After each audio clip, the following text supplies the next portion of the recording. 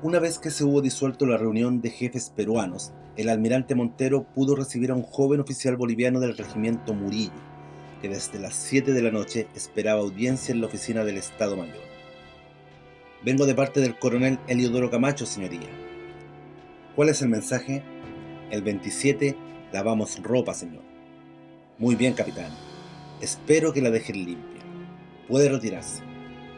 Montero frotó sus manos como rebuscando un pensativo calor. Coronel Latorre. El almirante regresa al despacho que antes ocupó el general Prado. Reposa su cuerpo en la misma butaca.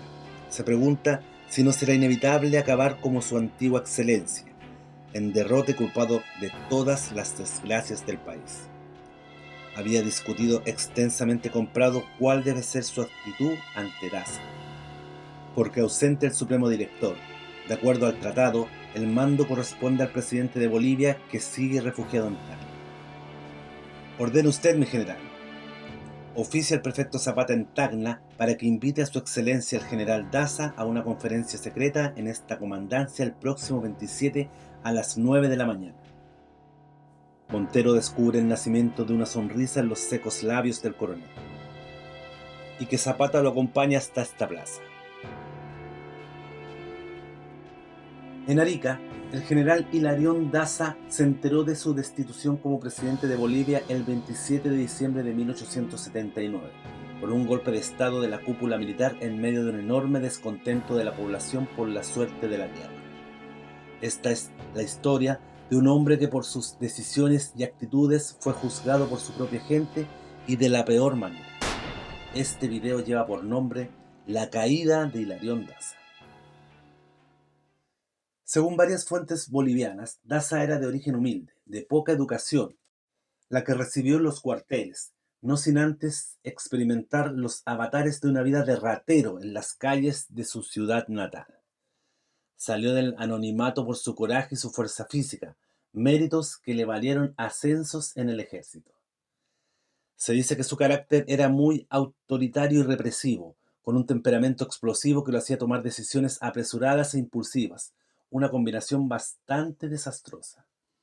José Vicente Ochoa, periodista y encargado de escribir el diario de campaña del ejército de Bolivia en la Guerra del Pacífico, lo describe así, comillas: su estatura elevada hace ver un tronco bien formado, crecido si se nos permite la palabra, al rudo choque de los sufrimientos, largas caminatas y agitaciones del soldado, como esos árboles de las montañas que crecen entre las tempestades.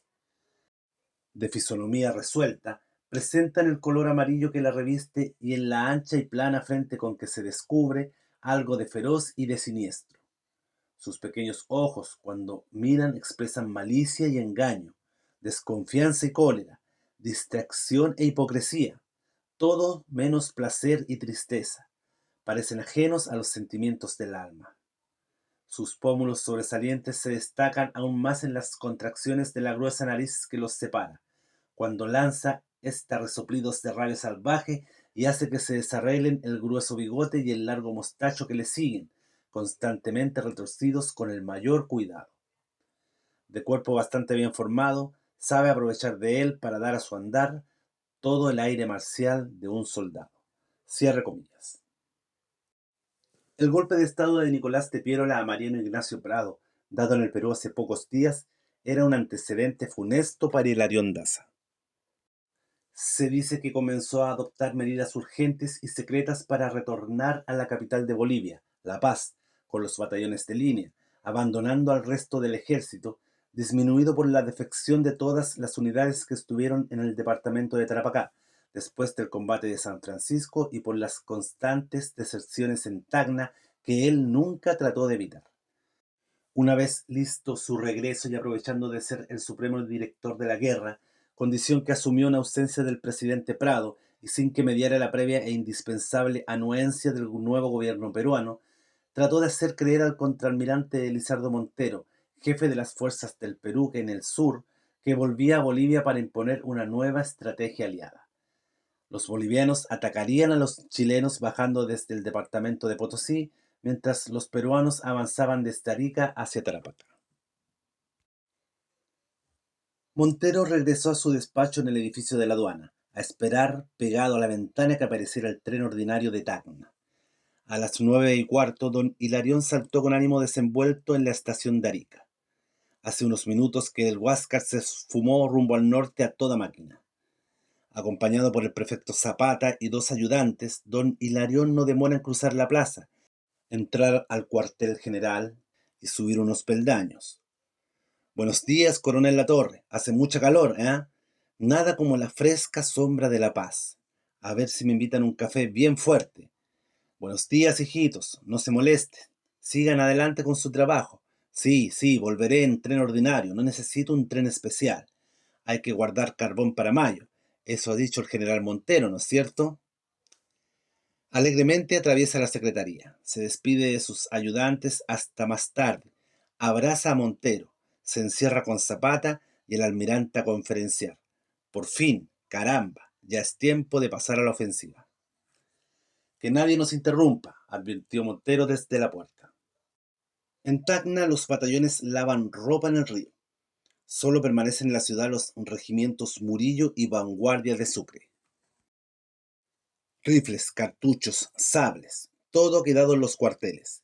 Pero persiste la memoria de don Hilarión y sus ojitos burlones, su voz definitiva, su mala risa, su brazo exterminador. Nadie ha pronunciado aún el grito de muera Daza y ya Tacna se encierra. Caen cerrojos, trancan puertas y se evaporan los transeúntes. Hay reunión de jefes bolivianos en el Estado Mayor. Me parece que estamos de acuerdo, dice don Hilarión explorando con su índice el mapa de Tarapacá. Usted debe entrar por Camarones a la ruta de Ariquilda. Yo bajaré por Calama y después los aplastamos en el desierto. Le garantizo una gran victoria. ¿Qué ruta piensa seguir, su excelencia? Montero conoce planes que esta vez Daza no consiguió mantener en secreto. Con el pretexto de trasladar su ejército al sur para sorprender a los chilenos en Atacama, don Hilarión abandonará la alianza y, ya en territorio boliviano, desarmará a aquellos batallones que no son de su confianza y ocupará La Paz para restablecer su dictadura y castigar a quienes han declarado acéfalo el gobierno de la República. El índice de su excelencia pareció buscar la ruta más corta en el mapa. Hay que ir por detrás de la cordillera. Dejaremos que la intendencia proponga el mejor camino. Pienso que necesitaré un mes para estar en condiciones de atacar. El Murillo tomó el armamento y munición de las tropas favoritas de Daza. ¡Viva Camacho! ¡Viva la Alianza! El grito se esparció rápidamente por calles y alamedas. ¡Muera Daza! ¡Viva Bolivia! Las cornetas del Murillo y el Vanguardia tocaban ataque. En calzoncillos, los colorados recogían hatos de ropa puesta a secar. El resto de los batallones aliados volvía al trote a sus campamentos. Oficiales con el revólver en la mano ordenan tomar rifles y estacionarse en la alameda. ¡Viva Camacho! ¡Viva! ¡Viva Bolivia! ¡Revolución, carajo!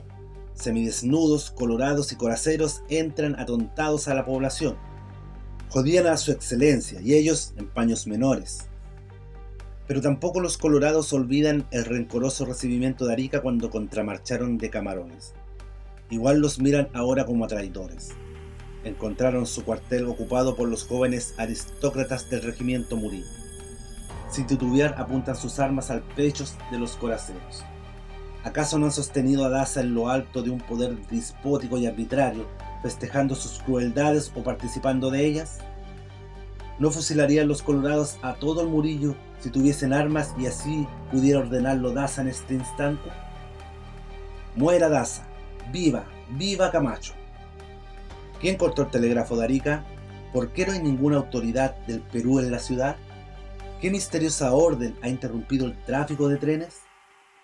Los colorados se visten en silencio, van a formar mansamente en la alameda. Como insinúa este extracto de la novela de Guillermo Thorndike, El viaje de Prado, la destitución de Daza habría sido concertada entre peruanos y bolivianos. El coronel Elidoro Camacho, enterado de los preparativos de Daza, declaró más tarde, comillas, «Vi un lúgubre cuadro de catástrofes en el porvenir. El ejército boliviano desertando del teatro de la guerra sin haber enfrentado al enemigo. Bolivia engañando a su hermana y aliada a la República Peruana, después de haberla comprometido en la guerra y después de haberla visto perder en poder del enemigo su más valioso departamento». Cierre comillas. Luego de consultar con otros jefes y algunos civiles, como Belisario Salinas, Abdón Senén Ondarza y José Rosendo Gutiérrez, Camacho decidió derrocar al presidente Daza. Se aprovechó de que el día 27 de diciembre Daza viajó a Arica a una de sus últimas entrevistas con el contraalmirante Lizardo Montero. Se dio orden a los batallones que fuesen a lavar su ropa al río Chaplina, distante unos pocos kilómetros de Tacna.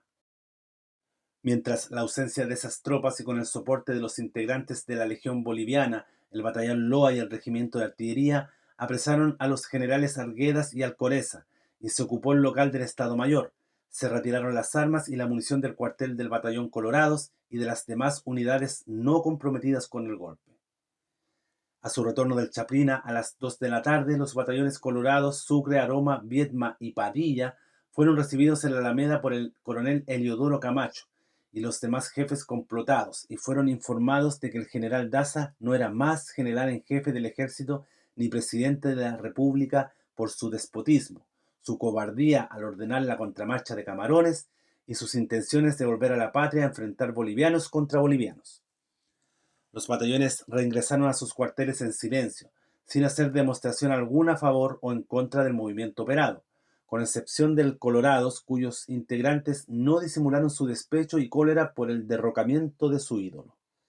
El general Daza se encontraba ya en su asiento del tren en el que iba a volver a Tacna cuando se le aproximó el coronel peruano MacLean, con un mensaje del contraalmirante Montero que le daba cuenta de lo sucedido en esa ciudad.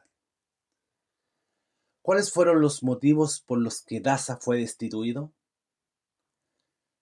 Hilarión Daza fue el gran responsable del inicio de este conflicto. Tuvo la firmeza de imponer el impuesto de los 10 centavos por quintal de salitre que salía del departamento del Litoral, lo que fue una violación al tratado suscrito entre Bolivia y Chile celebrado en el año 1874.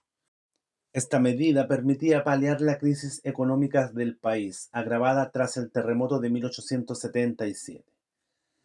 Si bien el blindado Blanco Encalada se hizo presente en la bahía de Antofagasta a inicios de 1879, las intentonas chilenas por evitar que este conflicto pasara a mayores fueron simplemente ignoradas intencionalmente por Daza.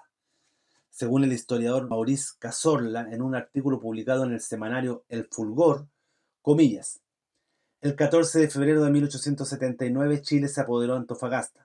Los pocos ciudadanos bolivianos tienen que huir y llegan en una embarcación a Arica, donde el cónsul boliviano en Tacna, Manuel Granier, envía un mensaje al presidente, el cual llega el sábado antes del carnaval, pero le hacen conocer recién el miércoles de ceniza. Comunica a la población sobre esta invasión y se apresta a organizar el ejército. Sin embargo, el pecado de Daza, como dicen los historiadores, no es la omisión de comunicar a la población sobre la invasión, sino el no enviar ayuda militar al departamento del Litoral. Por ello, la defensa de Calama el 23 de marzo, más de un mes de la invasión, encontró a civiles mal armados, sin apoyo y sin refuerzos. Esta negligencia obedece a la situación política que Ladislao Cabrera tenía en el sur. Daza tenía la susceptibilidad de enviar una fuerza armada que luego sería usada por el doctor Cabrera para derrocarlo del poder. Fue un gran desacierto. Cierre comillas. Sus movimientos en esta parte del conflicto fueron en su mayoría a conseguir hacer efectiva la alianza secreta entre Bolivia y Perú, con la cual creía seguramente poder vencer a Chile fácilmente. Se puso al frente del ejército que salió de La Paz en el mes de abril y llegó a Tacna para resguardar los puertos y poblaciones peruanas. Encomendó a Narciso Campero la organización de la Quinta División de Ejército, que debía resguardar el sur y además encontrar al ejército que acampaba en Tacna, retomando antes las poblaciones de Calama y Antofagasta. Sin embargo, Campero prefirió deambular con su división en todo el altiplano, desobedeciendo las órdenes de Daza. Así, las tropas bolivianas se encontraban diseminadas en diferentes puntos en la costa, esperando el enfrentamiento muy lejos de sus hogares, mal uniformados y mal armados. El manejo de la guerra por parte de los generales bolivianos dejaba bastante que desear. El otro delito por el cual acusan a Daza, quizás el más grave de todos, es por la retirada de Camarones. Daza se puso al frente del ejército con la intención de enfrentar a los chilenos que habían desembarcado en Pisagua en noviembre de 1879. Esta marcha fue desastrosa, ya que se hizo con poca previsión, marchando de día y tomando vino, como lo relata el propio José Vicente Ochoa. Daza decidió volver, en un hecho al que se le llamó la Contramarcha de Camarones, y por el que lo tacharon de traidor, provocando la división de los peruanos con los bolivianos en el departamento de Tarapacá, lo que se vio reflejado de la peor forma en la batalla de San Francisco. Según el historiador boliviano Roberto Querejasú Calvo, Daza también se opuso a los ruegos del contraalmirante Montero para que el batallón boliviano Loa siguiese integrando una división peruana, como prenda de la solidez de la alianza, y prefirió disolverlo y que sus soldados vagasen por las calles de Tacna pidiendo limosna. Por eso no extraña que haya voces que aseguren que la destitución de Daza haya sido concertada por el mismo Montero con los generales bolivianos sublevados. Querejasú cita varios indicios para confirmar la peor de las hipótesis. El mayor de ellos, el testimonio proveniente del general Eliodoro Camacho, comillas. En diciembre de 1880, hallándome en Santiago como prisionero tomado en la batalla del Alto de la Alianza, conversando particularmente con el señor Domingo Santamaría, que poco después fue proclamado presidente de Chile, en la residencia del señor Aniceto Vergara Albano, me dijo estas textuales palabras. Yo ya había arreglado con Daza el retiro del ejército boliviano de la Alianza, y aún le di garantías necesarias para la casa de donde debía recoger los fondos Charcas, y radió la libertad de América con que Chile remuneraba su conducta. Cierre comillas. Sin embargo, como se precipitó el derrocamiento de Daza, Querejasú supone que el gobierno chileno no entregó suma alguna al general boliviano, y así queda flotando la incógnita de si la propuesta chilena, además del soborno personal, incluía el ofrecimiento de Tacna y Arica para Bolivia. Nunca lo sabremos. Montero demoró la conferencia hasta las 3 en punto de la tarde. Habían almorzado fiambre y cerveza fría. Daza echaba constantes miradas al reloj de la comandancia. Dentro de 15 minutos debe partir el tren ordinario a Tacna, y su excelencia prefiere hacer el viaje ahora, y no de noche, propicia para emboscadas. El almirante accedía a ejecutar el plan de Daza. Sin embargo, necesita autorización del señor Pierola, así que despachará un extraordinario a Lima para solicitar el permiso. A las 3:05 aparece el comandante McLean y mueve afirmativamente la cabeza. Montero estrecha la diestra de su excelencia y lo acompaña fuera del despacho. Desde la puerta del cuartel general, Montero contempla al rechoncho don Hilarión, que se aleja con sus ayudantes rumbo a la cercana estación del tren. Con 2 dedos recogió el telegrama que ofrecía su ayudante McLean. Demoró un rato en leer. «Por fin», exclamó, «nos sacamos de encima a este grandísimo cabrón». Se dirigió sonriente a McLean. «Ya sabe sus órdenes, comandante, que no se embarque y que no salga de Arica». ¿Por qué demora el tren? Las 3:18. Don Hilarión se mueve de pronto intranquilo. Observa la locomotora sin maquinista, los vagones vacíos, retrocede, descubre a McLean acercándose con cara de mala noticia. «Excelencia, recado urgente del señor Montero». «¿Qué ocurre?» «Debo comunicar a su excelencia que su ejército acampado en Tacna ha emitido un pronunciamiento desconociendo su autoridad como capitán general y presidente de Bolivia». A mí, Daza dio un traspié. Se desorbitó su mirada. ¿Me han desconocido? Llegando a Tacna, el propio Estado Mayor lo destituye del cargo el 28 de diciembre. Daza buscó asilo en la residencia del cónsul de los Estados Unidos por temor a que los revolucionarios quisiesen atentar contra su vida, a fin de consolidar su acción revolucionaria. Por medio del contraalmirante pidió que el gobierno del Perú lo ayudase a recuperar su mandato constitucional. No lo consiguió. Esperó que los colorados se levantaran a su favor arrastrando a las otras unidades de línea, pero luego comprendió que les era imposible por estar desarmados y con sus líderes dados de baja. Acabó resignándose a su derrota. Camacho, al comunicar oficialmente al contraalmirante Lizardo Montero el cambio político encabezado por él, le expresó lo siguiente, comillas: «El ejército boliviano ha desconocido la autoridad del general Daza y se pone a mis órdenes y yo a las de vuestra señoría, para cumplir nuestro deber en la defensa de la alianza. El ejército boliviano saluda a vuestra señoría y en su persona al heroico y valeroso ejército de su hermana aliada. Sírvase vuestra señoría transmitir este suceso a su excelencia el doctor Pierola, ofreciéndole el homenaje de nuestro respeto. Cierre comillas. Curiosamente, a falta de telégrafo y otros medios, Narciso Campero ingresa a Oruro y se proclama como presidente del país, como si la noticia de la destitución de Daza ya la había conocido de antemano.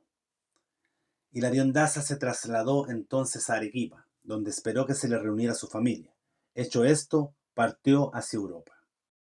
Antes de partir, se dice que el día 14 de enero de 1880, día de su cumpleaños número 40, mientras se retiraba hacia Arequipa, fue vilmente recibido en medio de una silbatina por la población, donde le tiraron ni más ni menos que camarones podridos para recordarle el triste episodio de la contramarcha de Camarones. Daza se exilió principalmente en París por el lapso de 14 años. Narciso Campero, en ejercicio de la presidencia y luego de la derrota del ejército en Tacna el 26 de mayo de 1880, que provocó la salida de Bolivia de la Guerra del Pacífico, inició en septiembre del 80 un juicio contra Daza, y el gobierno de Gregorio Pacheco en 1893 dio continuidad por la comisión de los delitos de traición a la patria en la guerra con Chile y su complicidad con el enemigo extranjero, violación de las garantías constitucionales en varias y reiteradas ocasiones y malversación de fondos públicos y otros delitos graves que resultaran en el proceso. Conocido este juicio, Daza pidió pasaporte para poder ingresar al país y defenderse. Llegó por el ferrocarril de Antofagasta y estando en Uyuni el 27 de febrero de 1894, fue hostilizado por grupos que le calificaban de traidor, por lo que se le asignó una escolta militar para dirigirse a un hotel, pero en el trayecto fue asesinado con una descarga de fusilería por la espalda. La descarga fue hecha por su propia escolta y la orden había sido dada, según los informes, por el capitán José María Mangudo y el teniente Manuel Castillo. Nunca se inició un proceso ni investigación sobre su muerte. Los papeles que traía consigo para su defensa y para incriminar a quienes lo acusaban desaparecieron para siempre. Así terminó la vida de este hombre, recordado por ser un dictador y un traidor, un déspota que inició un conflicto que nunca supo manejar, envolviendo a un aliado valiente para después abandonarlo, enviándolo solo a la peor derrota de su historia. Ya siento pasar las balas por mis orejas, dijo este hombre que murió a manos de sus propios compatriotas, traicionado por la escolta que debía defenderlo, como epílogo significativo a su polémica vida.